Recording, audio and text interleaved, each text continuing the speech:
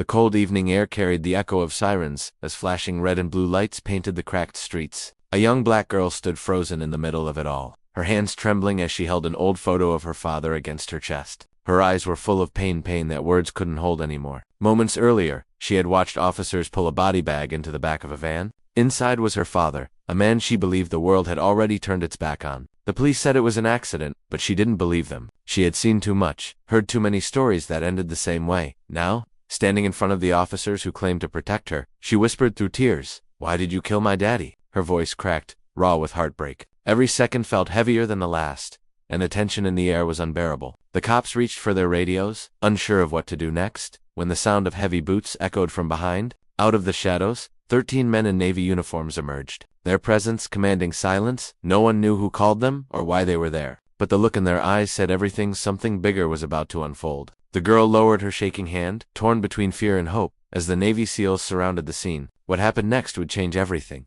The Navy SEALs moved in silence, their faces hidden behind black helmets, their movements calm but deliberate. The cops stepped back, unsure who had taken over the scene. The girl stood there, her heart pounding, clutching the photo of her father as tears blurred her vision. One of the CALs, taller than the rest, slowly approached her. His tone was calm, almost gentle, as he said, "You don't need to be afraid. We're here because of your dad." His words stopped her breath. She looked up, confused. "You knew my daddy," she whispered. The man nodded, glancing briefly at the police before lowering his voice. "He served with us once. He saved lives." The girl's eyes widened. Her father had always told her stories of helping people, but he never said he was in the Navy. She thought he worked long hours at the docks, never realizing there was more behind his quiet strength. The lead officer tried to speak, but the SEAL gave a small signal, and the entire area fell silent again. The girl felt a mix of anger and hope twisting inside her. If her father was one of them, then why was he gone? What had really happened? The SEAL handed her a small, weathered dog tag. "He wanted you to have this," he said softly. As she held it in her palm, a strange code engraved on the back caught her eye. She looked up, but the SEALs were already turning toward the darkness, as if following a trail only they could see.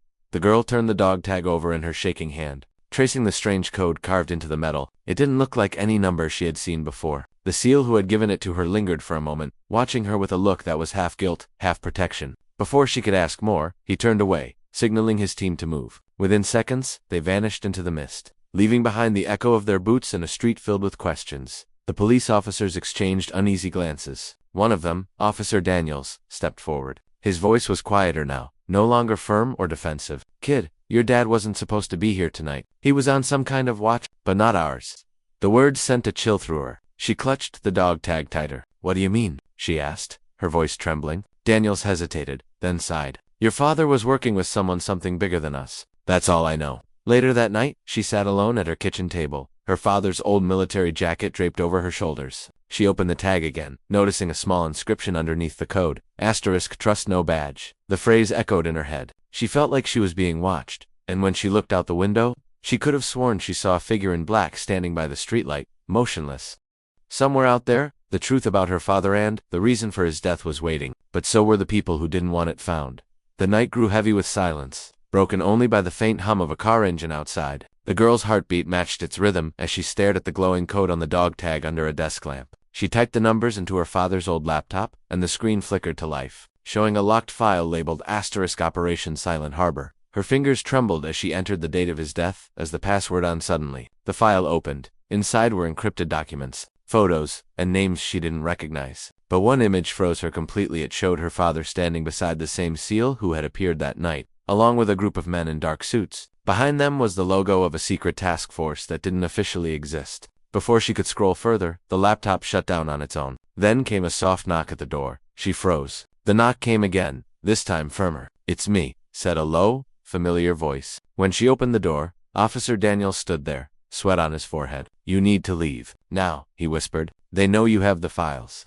Before she could respond, headlights flashed across the window. Black vehicles rolled to a stop outside, and shadows began to move toward the house. Daniels grabbed her arm. "Your father tried to expose them," he said urgently. "That's why his words were cut off by a loud crash from the back door." The girl gasped, clutching the dog tag as the room filled with footsteps and the sound of voices closing in. The back door burst open, and armed figures flooded into the house, their flashlights slicing through the dark. The girl ducked behind the kitchen counter as Officer Daniels drew his weapon, shouting, "They're not police." The men wore unmarked gear, no badges, no insignia. Moved with trained precision. One of them grabbed Daniel's, forcing him to the floor. "Where's the drive?" a voice demanded. The girl's eyes darted to her father's laptop, still glowing faintly on the table. She crawled toward it, her hands trembling, but before she could reach it, the light suddenly cut out. For a few seconds, there was only chaos, shouts, boots pounding, glass breaking. Then, a sharp whistle pierced the air, and everything went still. A familiar figure stepped through the doorway, his silhouette framed by the faint streetlight. It was the same Navy SEAL who had given her the dog tag, but now his uniform was gone, replaced by civilian clothes and a grim expression.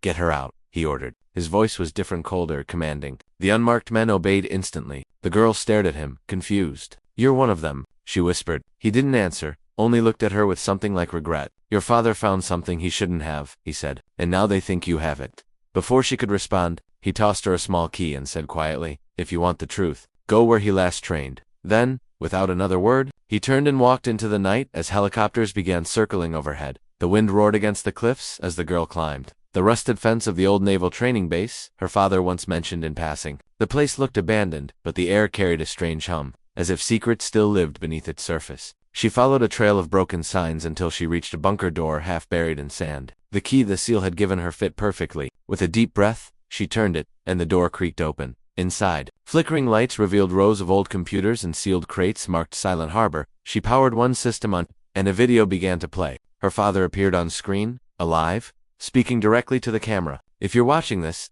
they found me," he said, his voice calm but urgent. "They used my mission to cover something dark. They were smuggling weapons, not protecting lives." He paused, looking straight ahead. "And the man you trust the most, he's the one behind it all." Before she could process the words, footsteps echoed down the tunnel. The SEAL appeared again, but this time, his gun was drawn. "You weren't supposed to find this," he said quietly. "He told me to keep you safe, but not to let you speak." Her father's final message ended with a code flashing across the screen, the same one from the dog tag. The girl entered it instinctively, and suddenly, alarms blared throughout the base.